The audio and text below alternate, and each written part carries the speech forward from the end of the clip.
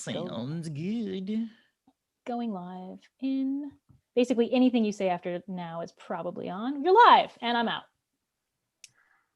All right. Hi, everybody. Welcome to the Tropes, the good, the bad, and the ugly. I'm Amanda Justice, and I am the moderator of this panel. Welcome to QuaranCon. We are one of the first panels to be happening this particular session, and you'll just have to bear with me while I get my desktop screen sorted out. Okay, here we are. So welcome to QuaranCon. Please visit QuaranCon2020.com for a full schedule of events. And we've got a huge next 5 days of events with panels, workshops, contest announcements, readings from multiple authors. So it's a giant weekend of events and we're all super excited.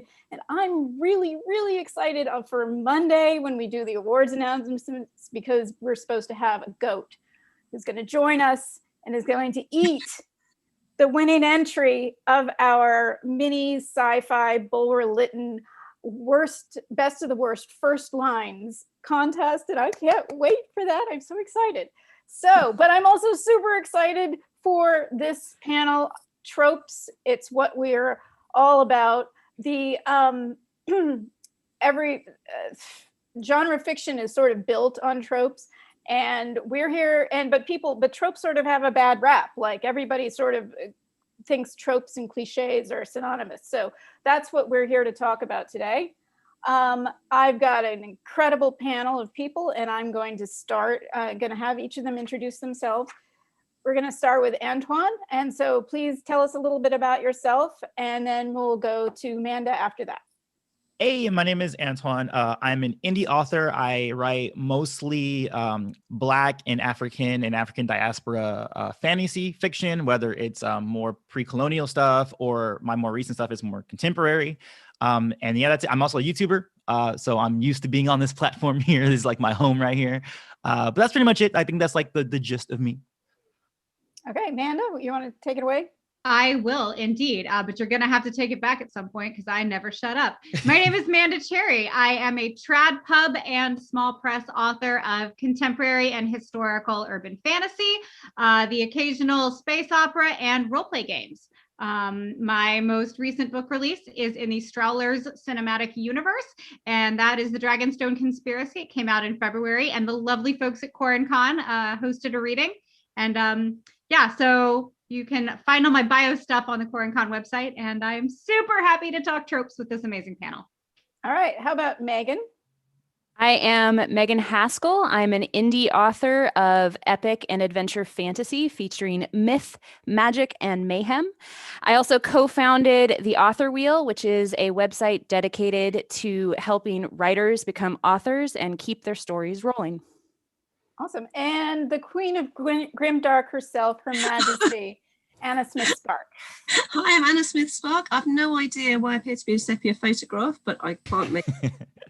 I'm told it looks fetching, but I'm the author of The Court of Broken Knives, The Tower of Living and Dying, and The House of Sacrifice from Orbit in the UK, in the US, HarperCollins in the UK, and associated short stories set in that world. And yes, I write extremely violent, grimdark fantasy, a sort of epic fantasy, but very much actually from a feminist perspective, and very much about a lot of what I'm doing is playing with tropes and playing with some of the kind of unpacking some of the stuff that's actually going on in epic fantasy and some of the assumptions in epic fantasy.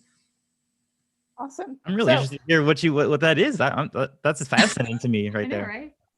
Yep. Anna is an incredible writer too. So I am Amanda Justice. I write science fantasy, 2 novels that are available, and they also I also enjoy playing with the traditional tropes of science fantasy, and a little bit I wouldn't say my novels are YA, but they do play with those tropes as well.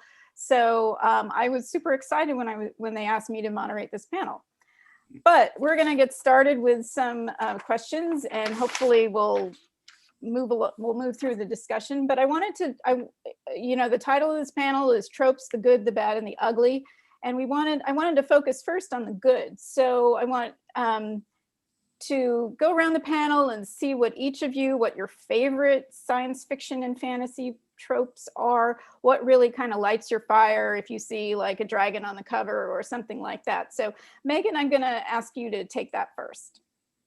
Wow. Okay. Well, so for me, like, I honestly, as I was thinking about this question, there were really two things that both attract me as a reader and that I love writing.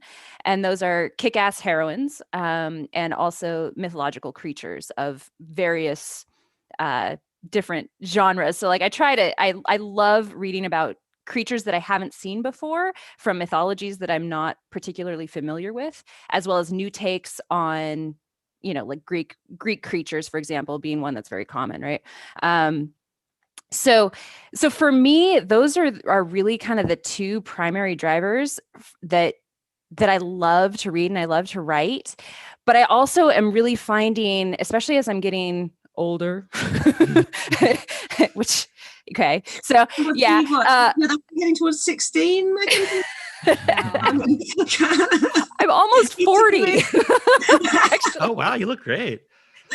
I'm sitting over here over 40 like this. But as I'm getting older, I'm finding that while I'm still attracted to those tropes and those ideas and concepts, I'm wanting a more depth to them. So whereas, maybe when I was younger and in high school and things like that, where just being exposed to a new creature was really interesting, or, just seeing a woman who was a take no prisoners kind of character, was really cool. Now I'm wanting to see the kick-ass heroine who's maybe not physically the most kick-ass, but is more mentally and emotionally more kick-ass. And I'm being drawn more and more to those styles of stories and that shift in what defines a kick-ass heroine, for example. Yo, I had to piggyback off of that because that's exactly what I went into my story for when I did my Sky Pirate Chronicles story, where my heroine is specifically that. It's just not someone who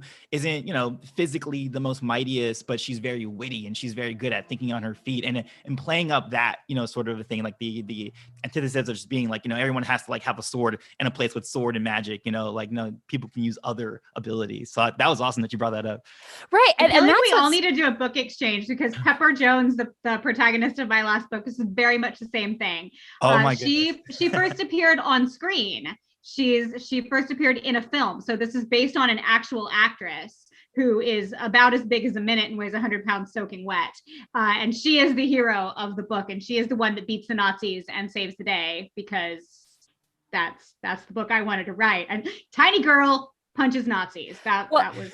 And my own Forged in Shadow, one of my heroines is the seamstress to the princess. So she's one of my main characters, and she has some skill with magic, but she is by no means physically capable of really anything other than walking down the hallway. And that's what I really, and Antoine, I have to say, I actually just downloaded the samples of your books because I was reading the descriptions. And I was like, yes! So I'm really excited to read it. The panel on disability. I'm moderating the panel on writing disability in SFF on Sunday. And this is actually something I really want to talk about, where because as soon as people talk about sort of, oh, how do you write? Because one of the things that's really quite matters to me is the idea of writing fight scenes which are not ableist. And people immediately present these things like, oh, well, apparently this is an amazing video of a woman she's a Paralympian champion. She's a fencing champ master, but she's blind and she fences using sound.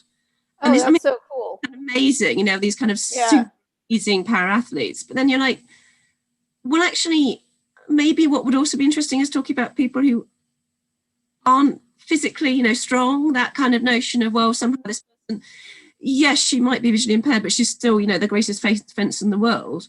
And actually it would be quite interesting to talk about, well, maybe she's just like the rest of us, as in actually a bit crap, kind of whether someone's completely able-bodied or not, they're not actually the greatest swordsman in the world, or they're not actually, super strong or super fast. They're just like we would be in a fantasy setting, as in a bit crap and a bit puffed out after a bit of a chase, and just normal people, kind of with or without any kind of Do you think that there's a place? I mean, fantasy tends to be so focused on the superpowered people, either with magical abilities or great fighting skills. But is there a place for just the ordinary person as the central character in a fantasy story?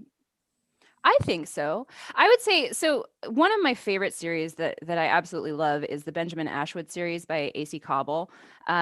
And his protagonist, Benjamin, is kind of a normal guy. He gets sort of drawn into this quest, and he becomes a capable person, but he starts out not really knowing a whole lot about anything. And it's one of my favorite series. Another great example would be Nathan Lowell's it's the series is the Golden, it's a sci-fi series, but it's the Golden Age of the first book is Quarter Share. Anyway, so it's a space travel book, but the character again is kind of this ordinary guy who starts out at the bottom and starts working his way up through the ranks of the space freighter, basically a merchant trader in space. And I think those stories are so fascinating, especially when they're done well. I think it's hard to do them well. Don't get me wrong. Because it's easy to say, well, this is the best swordsman ever. So every time they go into battle, they're going to wave their sword and it's going to be amazing. And there's going to be an awesome thing and they're never going to lose. And yay. But that's almost easy in some ways to write. Whereas writing the ordinary person who has to really think about it, has to really use their wit, has to come up with an alternative, something unique and different way of succeeding and winning. Those are the stories that are just fascinating to read and really hard to write. And they're very interesting. Yes, like you said, very, very hard to write. You put yourself in a corner all the time. You're like, oh, usually I just have a magic power. But you're like, no, the brain power needs to happen here. But yeah, it's totally a trope that's also in anime too, is that a lot of time it's, about power scales and who can like Hadouken better than the other guy. And I always find it more interesting when those fight scenes are more about how is that person outthinking the other person because they're overpowered. Those are always the more interesting stories to me. The book I'm working on right now, the main character, basically the thing she wants most in the world is to not have to be the hero. She wants to not have to be in charge. She wants to not have to save the day. She would like to just go back to her quiet desk and like live the life that she wants to live. In fact, if they would just let her fly airplanes, that would be all she wants in the whole wide world. But then that is clearly not what happens to her, or else we wouldn't have an interesting story. People around her who have been given positions of power keep fouling up and doing just really terrible things. One of them turns out to be a really terrible person. And she's like, well, looks like I got to be in charge. Why? And so I'm having fun with her, like trying to not be the hero, but she can't stop because it's that or everybody dies and things end really poorly. Gotta save the day. Anna, you wanted to get something in here, I think. Yeah, no, it's just it is actually, of course, one of the classic tropes is the farm boy, the peasant discovering that they are actually the one, and that the whole trope that is, of course, obviously a metaphor, a metaphor for coming of age, and sort of that that being forced to realize the unlikely hero or heroine and the ragtag heroine is that they're not master swordsmen, master magicians. It's the kind of, or the sort of the kind of classic Frodo Baggins, this sort of poor, very, very normal person who has literally the weight of the world sort of just pressed upon them. Have any of you read Kill the Farm Boy?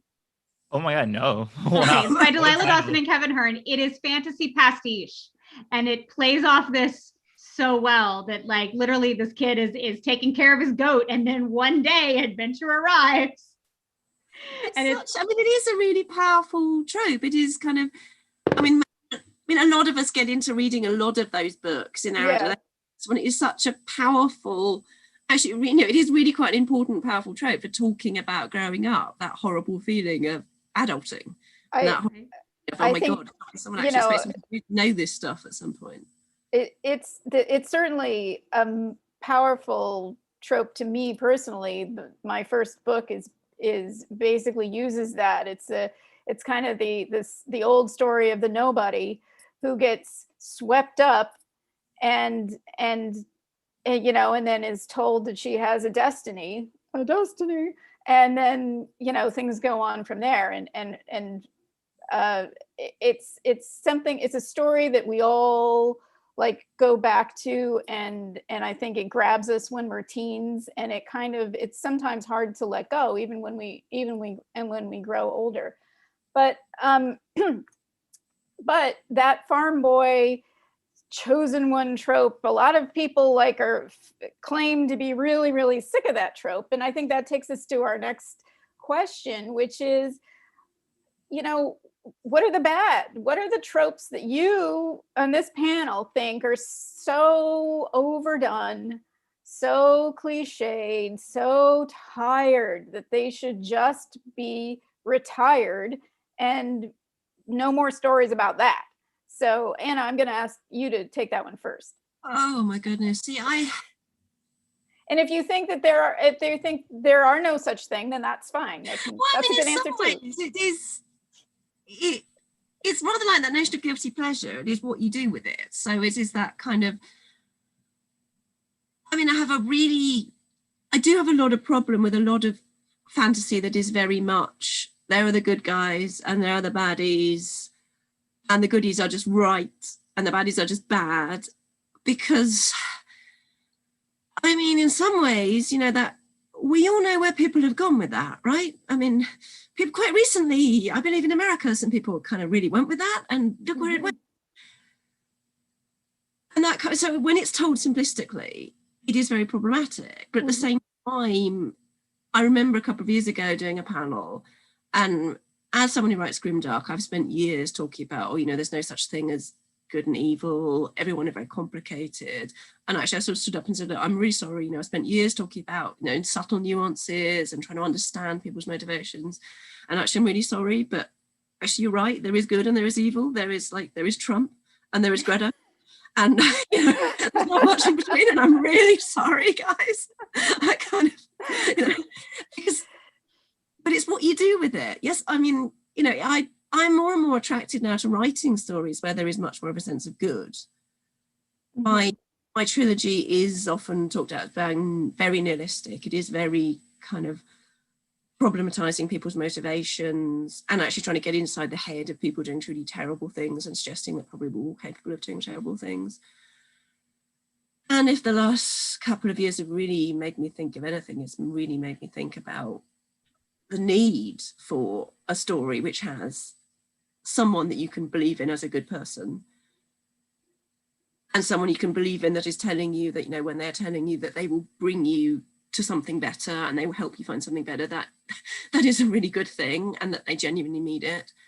But it's how it's done. It has to be, there has to be an awareness and a complexity of, I suppose, being thinking constantly about the way you're presenting good and evil, what you're doing with it, thinking it, and also thinking about your own, thinking about the political backdrop it's being written in. It's so frightening, some of the stories that you see being pushed. The kind of, there's a sort of terrifying moment a couple of years ago, people talk about this thing Noble Bright, which as far as I can see seems to be a return to very, and I mean this in every possible sense, the shining white knight against the dark hordes. And it was people like, oh, and it was terrifying. It was really frightening after all the work that people have done pointing out the massive problems that fantasy and science fiction have had. People just be going back to that.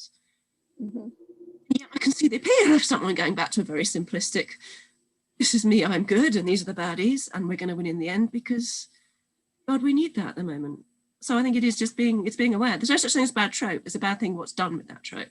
Right. I've got one, though, that if I never again see our plucky hero from the farm turns out to actually be the scion of a long thought lost noble bloodline, and there is this very eugenic bent that can be taken from that heroes cannot be formed, they must be bred, that Rey Star Wars can't be Rey Nobody and have all that power, she has to have the Emperor's power.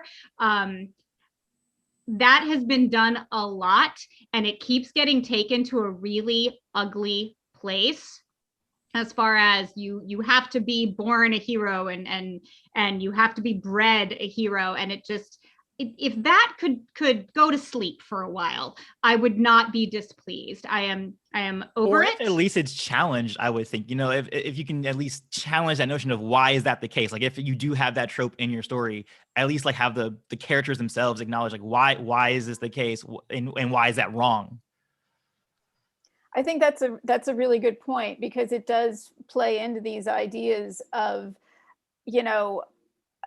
is it a matter of taking the underdog example of somebody working really hard and achieving something, or versus someone just being bestowed with this destiny because of their genetic heritage, which does have a lot of dangerous connotations to it. So, Megan, what are your thoughts on this topic? Well, I was gonna say, kind of repeating basically what everybody else has said, that I think it can be done simplistically, which is problematic. Where, I mean, even look at like Harry Potter, right? Like he thinks he's nobody. He lives in the cupboard under the stairs. But then it goes and he's actually the chosen one, and he's the only person who's defeated Voldemort, and yada yada yada. Spoiler alert. I think you're do that anymore. Oh my God, no! Oh no, you just spoiled Harry Potter. But you have that where it's still, and I guess what I would say is that I am also, I think, like what everybody else was saying, is tired of that sort of trope where I like the farm boy concept as far as someone who comes from nothing and rises to become a hero. In fact, that's the tagline of my book. Not all heroes are born. Some must rise from the shadows to claim the light. Like that's kind of this whole theme that I really enjoy playing with. But at the same time, you don't want to make it simplistic. As soon as you start to bring in this, like, I'm the chosen one, I'm the long lost, daughter of the king, long lost princess, or long lost, magical ability, royal bloodline, all that stuff. I think that is where it becomes problematic in the modern society, in what we're dealing with right now as a society. Like having that inbred power is challenging, and I think, again, it can be dealt with. It depends on how you set up your story. I'm trying to think of a good example, and I can't think of one off the top of my head. Maybe somebody else can, but would love to see a story where the princess, the chosen one, the one who was of that line, doesn't have the power, and like invert that, so that they're supposed to be this great power and they're really not, and somebody else comes in and has to rise to be the new hero. I sort of have that going on, where my chosen one at the beginning of the story dies. Like it's basically like the Harry Potter dying at the beginning of like his series, something like that. Nice. And then like if Harry had a brother or something, and then the brother having to come up and not having the same abilities, but and people having this notion of, well, if you're called the chosen one, then you must be like this all powerful person. But really this character is a support person, where he's actually like he has this ability to support other people and boost other people, and it's kind of the antithesis of what everybody thinks about when they're thinking about like chosen one. You're gonna like smite someone down with huge power, and it's like the opposite for this character entirely. Yeah, and I think I'm gonna read that because and Amanda, I'll read yours too, because I think that's a story that would be interesting to tell. And again, it's taking that original trope, that classic, the orphan boy, chosen one trope, and just changing it and making it modern. And I think that's what, as writers, we need to be striving for, is always taking something that exists and making it better, or making it more modern, or making it new and unique and different. And that's what's exciting about, or some sort of commentary on it. Like, just because what you guys mean with simplicity, like you just don't just have the trope be the trope, but really, analyze it and really, pick it apart and unpack it and see what that really means. And in that journey, that's what becomes more interesting, at least to me. Yeah. So I mean, that's what so in my books, and also actually in the books of an author I absolutely love, R. Scott Baker, it's very much about unpacking that entire notion of the chosen one who will save us, who will make us great again. It's unpacking the kind of person that believes that about themselves and that others might believe it about them, and actually really unpacking what's going on there, and really kind of talking about the whole notion of leadership and how problematic, as soon as you start taking a storyline in which there is someone who is destined to save the world, who is better than the rest of us. And again, it's just an incredibly appealing, alluring image. It is an incredibly, it seems to be very central to human experience, that yearning for a strong leader who one will could follow and who will take you to the promised land. But it's unpacking actually what's going on there and how incredibly dangerous that is, and incredibly, how it always leads to disaster, and it has led to absolute, to total destruction. And it's a trope that should be really big. It's a trope that is incredibly important at the moment to be explored, but to be explored to kind of point out how dangerous it is and how people follow it in very, very frightening, dangerous ways. And I've no idea why I've got massive on this screen. It seems to have zoomed in. It did. It zoomed in, and the look on your face when you noticed it. You're larger than life. You're like, that was cute. You were all like, wait. But I think that's interesting, the idea that you had about the leadership, because there are times where, we have one ruler who does a very good job, but then it's the switching of hands, and that's always the case with any kind of rulership, where it's like, if a certain leader does a really good job and then they give it to their son who isn't, has the same skill set or, has the same passion, it's just doing it because it's expected. That's where it becomes the issue, right? Because we see that a lot between kingdoms or any kind of nation that passes power. That's always when the most turmoil happens, is in that in-between section. So yeah, it's hard to kind of figure out, because yes, we as humans identify, not always, because there's egalitarian people groups out there too, who don't really, they're like, no leadership. Yes, but they usually almost always have one really charismatic leader. Actually, if you look at all those anarcho-communist groups, they're all enthralled to someone. It is right. And they also don't, and the egalitarian groups that, there were a lot of, in America, there was a whole history in the 19th century of these communes that would start up with people, who would go, and they'd have these great ideals of like, we're all going to work together and everybody's equal and nobody's a leader. And almost all of them failed miserably, because there are always the slackers in every group. And there are always the people that end up doing all the work, or the lion's share of the work, and then they get resentful of the people that are just kind of gliding by. And it's just this sort of natural human conflict that, this is my own view, a cynical view of this, but I think that most people kind of need to be told what to do. Yeah, no, I totally agree with that. And but there are ways of establishing the rule of law, and and as Anna pointed out, this past year, we've seen some eroding of that in this country that's kind of terrifying. But the whole idea of that, the reason why it was established the way it was established, was to ensure this peaceful transfer of power, so that you didn't have this chaos every time your leader passed on, whether it's through retirement or through death, which is what happens with tyrants. So when a tyrant dies, their whole government can collapse. And I agree with Anna that those are really important topics to explore, and which can be explored in really effective ways through fantasy.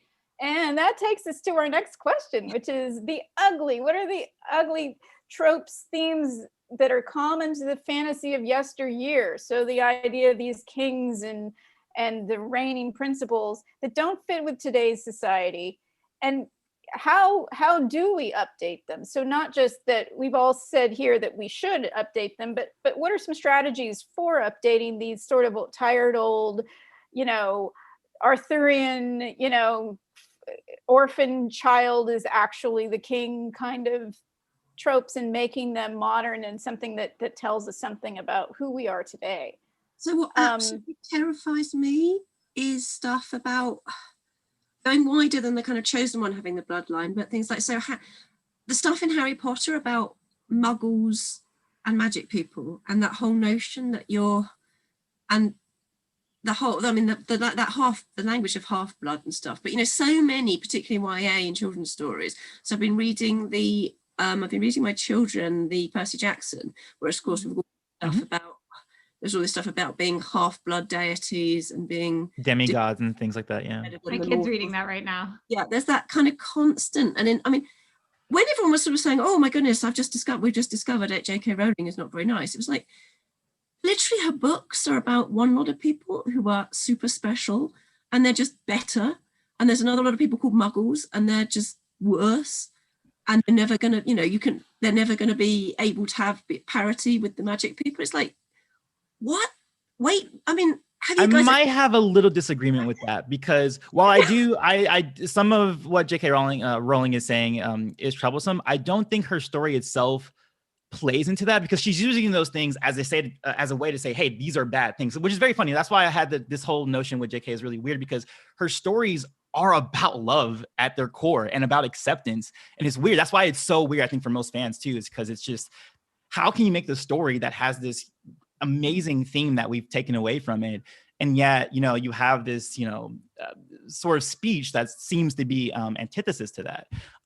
So yeah, that's why I have a little bit of pushback, because I don't think the story itself is pushing anything of intolerance. Is actually the opposite. And the reason why you have things like Half-Blood is like, that's a bad thing. Mudblood, it's a bad thing, and all that sort of stuff. Well, and to segue off of that, though, into another ugly trope that we need to leave in the dust, something that is visible in the Harry Potter books is that the goblins are very clearly coded as Jewish.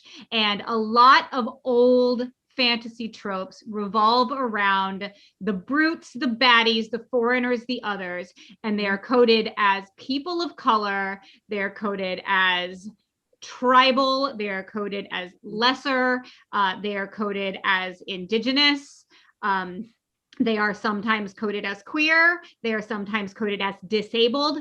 Disfigurement as a sign that someone is evil is a thing that used to happen a lot, and that should die. And we were just talking about that with Star Wars. Star Wars has the same thing with that issue with that too.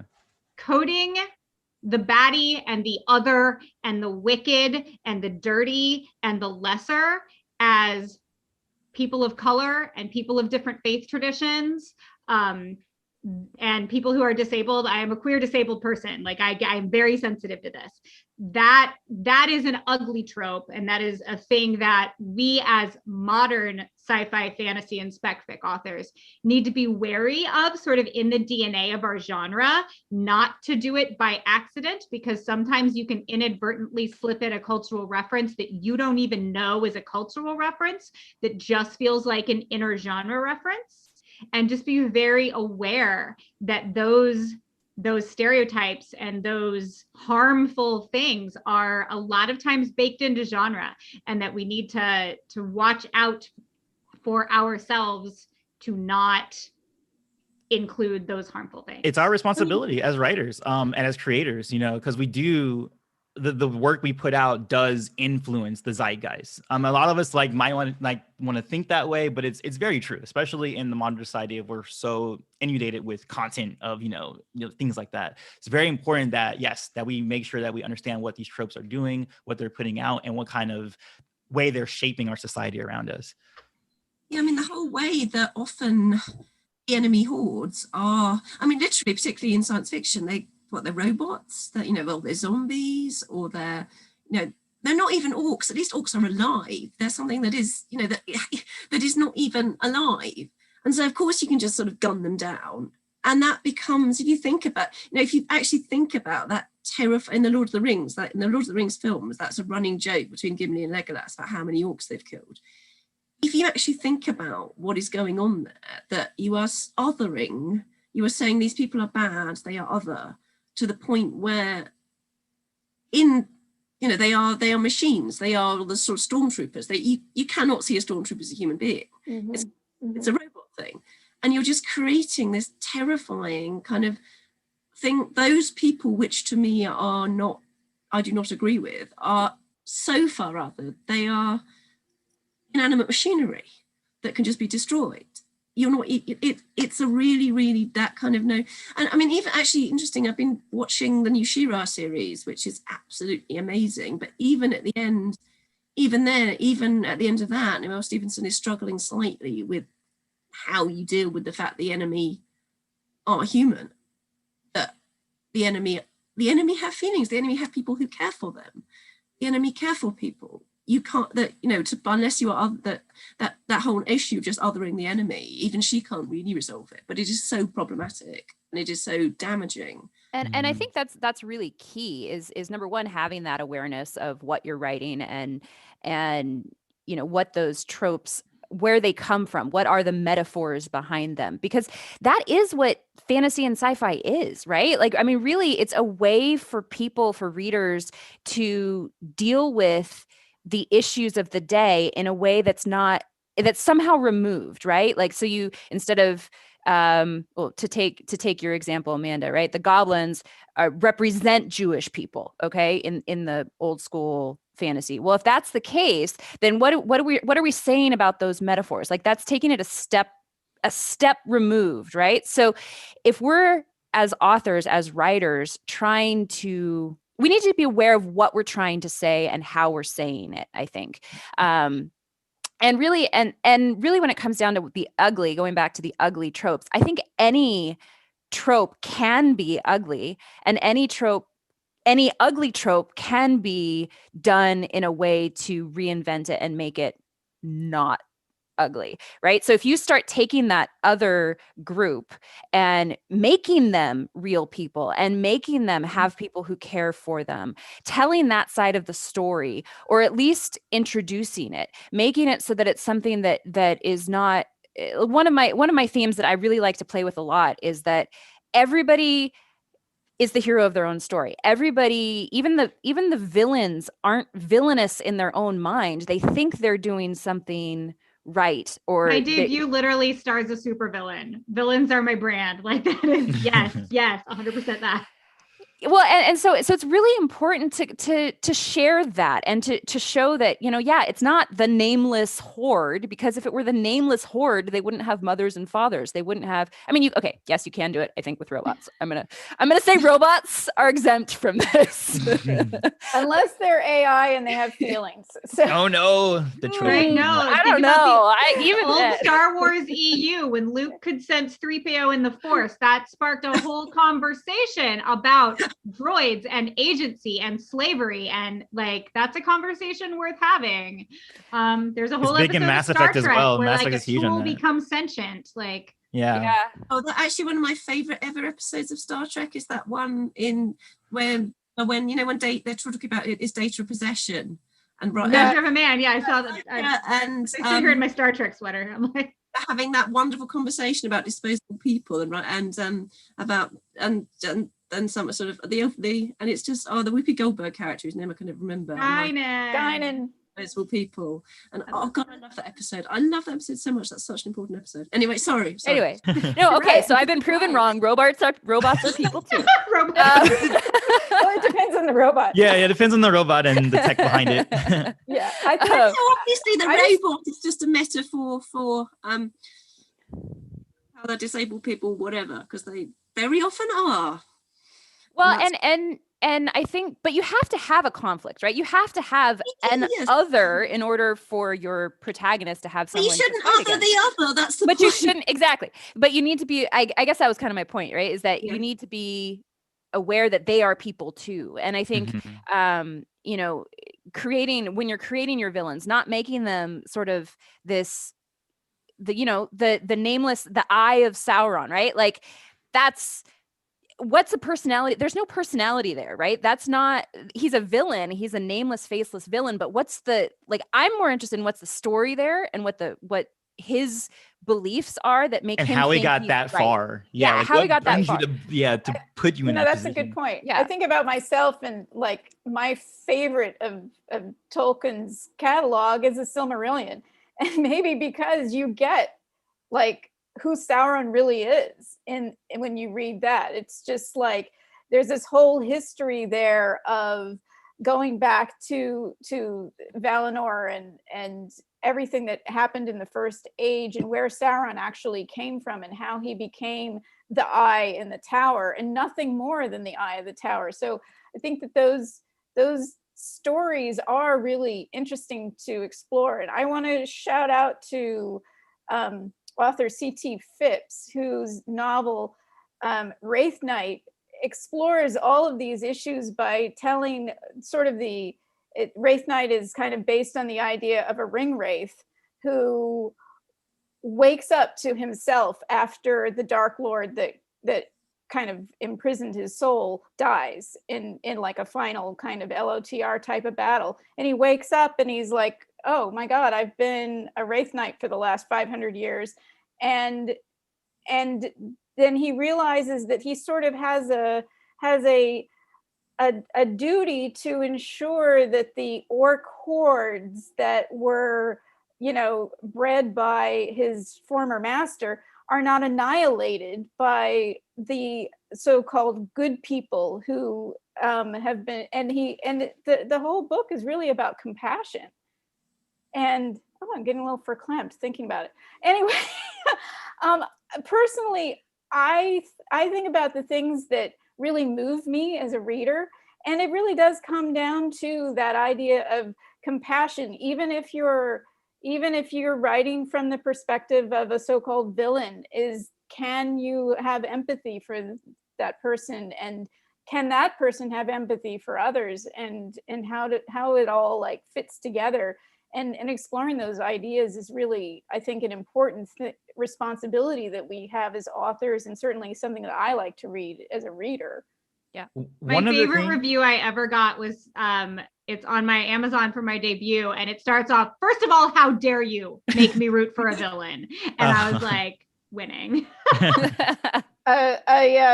Someone in our audience, Joyce Herzog, just said, what about Wicked? And I think Wicked, the book, is a really good example. The Broadway show, yes, sort of, but the book is really for adults. I don't know if any of you have actually read it versus I read it long before I heard the music. Yeah, and I read it and I was like, oh, this is not for kids. I highly recommend it. It's beautiful. The whole series is beautiful, but it is exactly about that. It's about finding compassion for the villain and finding the other side of those stories. So it's really important.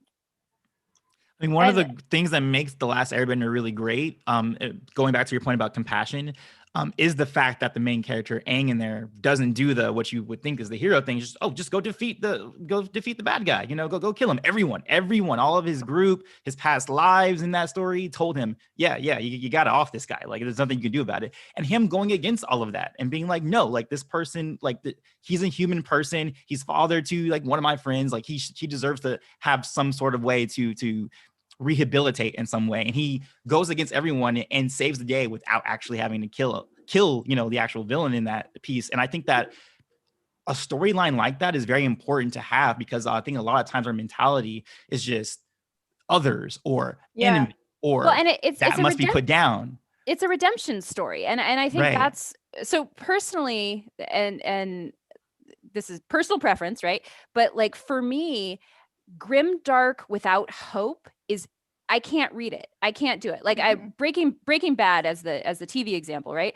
I watched the first couple seasons of that thinking, well, here's a guy, he's doing bad things, right? He's an anti-hero. But there's hope. He's doing it for his family, right? Like he's going to come out of it. And I rooted for him, and I was like, there's a reason behind it. I really like this, right? Well, but then I don't know, third, fourth season, I was like, oh my God. No, it's a reveal of that he was always an asshole. Hope. Yeah. There's no hope. And I had to stop watching it. I couldn't do it anymore. So those stories of redemption, I think, are very important. And seeing those villains be able to overcome. Do any of you know anything about the Enneagram? No, what's that? Okay, so Enneagram is a personality classification, I guess you'd call it. But there are 9 personality types. And if you go to, and I teach on this stuff, so sorry. But if you go to Enneagram Institute, they have a whole list of the 9 personality types. But each of those personality types has a healthy and an unhealthy level. And it's the unhealthy levels that become the villains in most of our stories. So I use this a lot for character development and for story development as I'm trying to make sure motivations and behaviors are in alignment. But how do you spell that, by the way? You said what was it? Enneagram. ENNEAGRAM. Okay, just asking for a friend.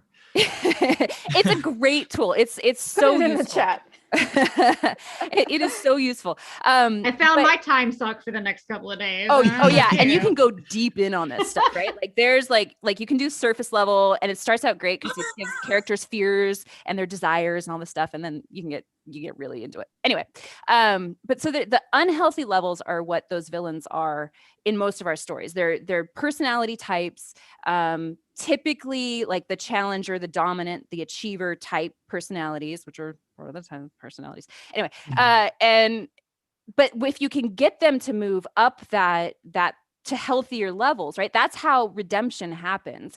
And so those are the stories for me personally that I am so fascinated by, where people are moving up and down, and our heroes can move down and then come back up, and how they progress through these arcs of behavior and based on their motivations, based on their drivers. And it's just really, that's what I think we're all getting to, I think here a little bit, is that when the other has to be a person, the villain has to have a backstory. And if you can find a way to not just make them the nameless, faceless horde, to make them not just the enemy that you have to kill, but that can be redeemed, that is a fascinating story. And there's another one I can recommend where they talk about shadow self. It's I'm probably getting the order wrong, but it's king, lover, warrior, magician, where you have the idea of these male personalities, and like you were saying, like there's a version of it that is your shadow self, that is, you know, the thing that creates the villain oftentimes, and then like being a balance, because you're not supposed to be any one of those four things. You're supposed to be a facet of all of them, and if any of those are out of balance, you can fall into that shadow. I thought that was really interesting too, like that notion. What's that one? I want to read that. I'm probably getting the order wrong. It's in some sort of order. I know for sure king is first, but it's king, lover, warrior, magician, or it could be king, warrior, magician, lover. One of those orders. If you put those four in Google search, you'll find it. All my villains are just self-insert. Slytherin through and through. Oh yeah, Slytherin through and through. Well, Slytherin's because they can so easily slip into their shadow self. I've got at least 500,000 words of fanfic about the Death Eaters in the 1970s and what motivated them and what bonded them together, and like what their lives were like after they lost the war. Like, yeah. I'm all in like on the baddies. I actually wrote a fanfic similar. I can imagine them going to lots of clubs and glam rock and, you know, wearing bell bottoms and sparkly bell bottoms. So. When Narcissa Malfoy stepped out in trousers, it was scandalous. And you think I'm kidding. That's the beauty of fanfic, anyway, though. So Everything happens. I want to make an important point about another trope that should just go in the bin, okay? Absolutely just go in the bin. It's just ugly and irredeemable, which is the band of characters, all of whom are fairly well flashed out, apart from the one woman or the one. Yes, very much so. I was just talking about this on the Facebook group. Like someone was talking about, you know, the idea of having diverse characters in terms of the way that people look. And I was like, well, that's great. Like, that's fine, everybody. Like, authors do that, please. But don't stop there, because also make sure you have a diversity of personalities and also a development of all those people, versus just them being like, oh, just, you know, that guy. Like, let me just check that box. Because it's not, because we are all people. No one people group is a monolith. That's why I know, like, when you try to put people in these groups and they're just this one thing, it's like, no, like everyone is an individual. So yes, I totally agree with that point. Yeah, tokenism should be buried. Yeah, tokenism should be buried. Okay, beyond tokenism, it's, you know, when you get to the strong woman, and she's strong, a strong woman, and then it turns out it's because she was abused, and that's, you know, entire backstory. Or, you know, the guy who's, you know, the one black guy, and it turns out he was a slave or something. You know, it's like everyone else has a perfectly normal,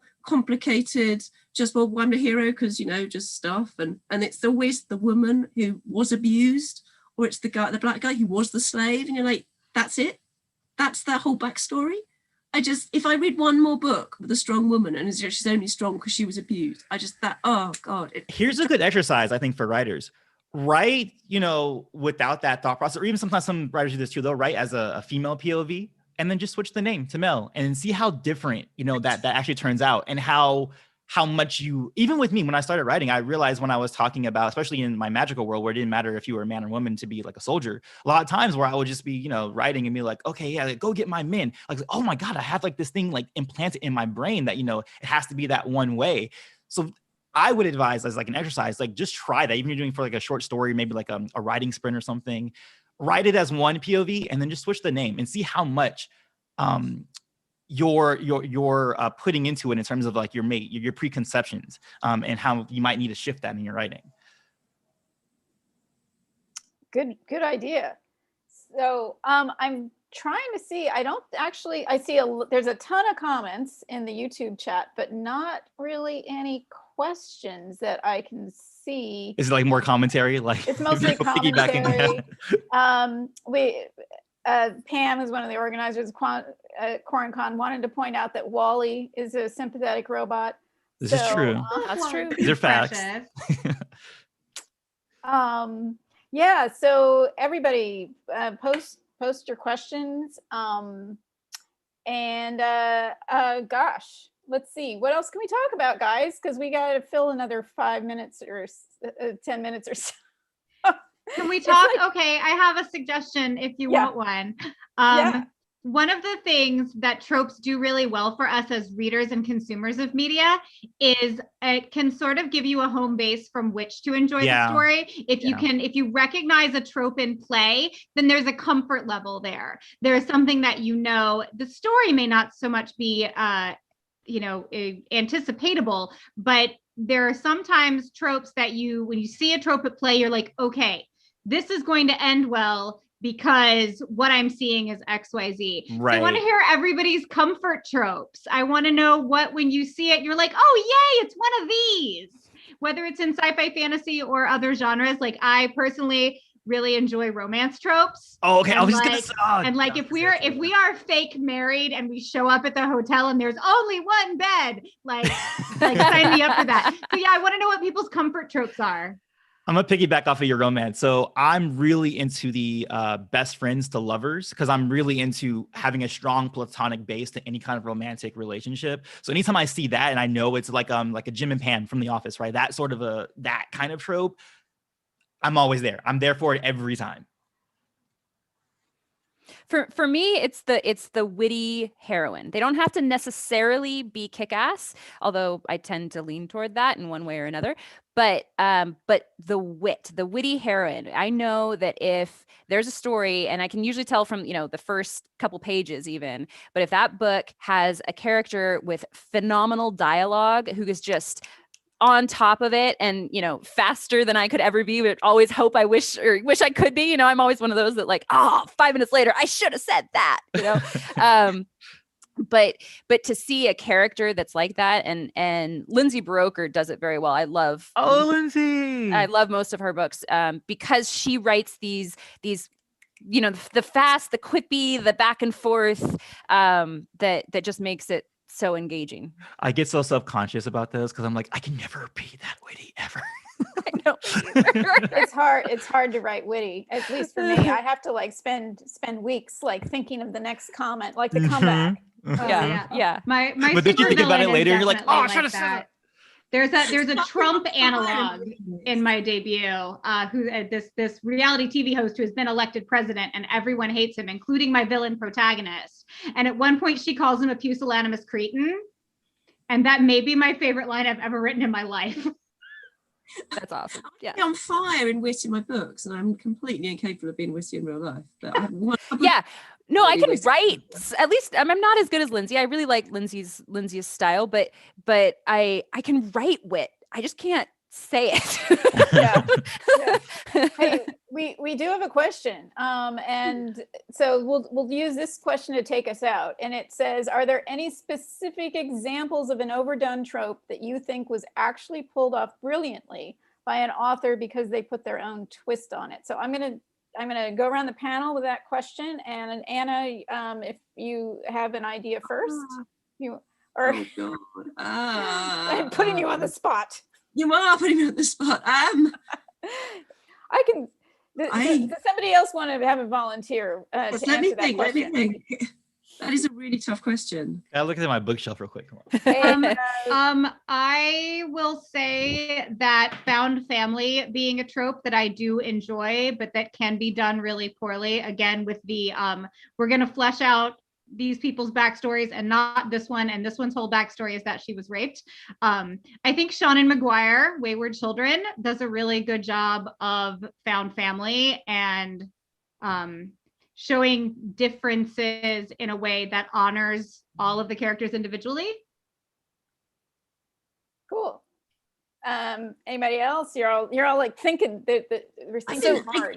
I guess the She-Ra, now Stevenson She-Ra, everything about that is taking the absolute classic tropes and just having so much fun with it. I mean, they're kind of just, I mean, the sort of the Catra, Scorpia, and Entraptor as the sort of, you know, the three evil guys. It's just, oh, that's just wonderful. I love that. I love what she does with something that is so much. She's taking all those kind of children's and YA tropes and just really running with it and doing such cool stuff with it and being so witty with it. But then that's probably just that's the writing.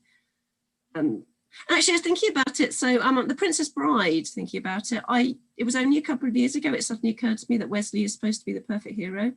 I just thought he was a really annoying git.